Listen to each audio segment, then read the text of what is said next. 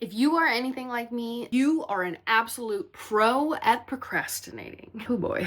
Welcome back to day 9 of 30 into 30, where I talk about 30 lessons that I learned in my 20s that I'm taking with me or leaving behind as I head into my 30s. And today's lesson, stop procrastinating. Oh, and I know this is way easier said than done, but here's why this was such an important lesson for me in my 20s. Every time I would procrastinate, whether it was a big life-changing decision or just something small, putting it off made it so much harder and built it up as this way bigger thing in my mind than it actually was. Procrastination just makes things way bigger and way scarier than they actually are. And I don't know if this is actually science, but for me it is, because the longer you put something off, the longer I would put something off, the more I thought about it, the more I would dread it. The longer I would wait, the harder it would become to actually do the thing I was trying to do. But most of the time it's all in your head and it's not actually going to be that bad. I learned this in my early 20s when I stayed in a job that I knew wasn't right for me, but I was too scared to leave anyway. I just kept telling myself, well, at least I'm getting a paycheck and that's good, right? But the longer I stayed, the harder it was to leave. And you can take this advice about relationships too. The longer you stay in something that's unhealthy, the harder it is to leave. Learned that one the hard way too. But when I finally made the decision, I finally took the action, I finally left the job that I knew I didn't want to be in forever, it was so much less scary than I thought it was going to be. Was it hard? Sure, of course. I'm not saying that things are just going to be easy. I'm just saying the longer you wait, the bigger you make it in your head. And in all that uncertainty, all that unknown, it's so much scarier in your brain than it actually is in real life. So all that to say, procrastination only delays the inevitable and makes it so much harder than it actually needs to be. And time is so precious. So the longer you delay, whether it's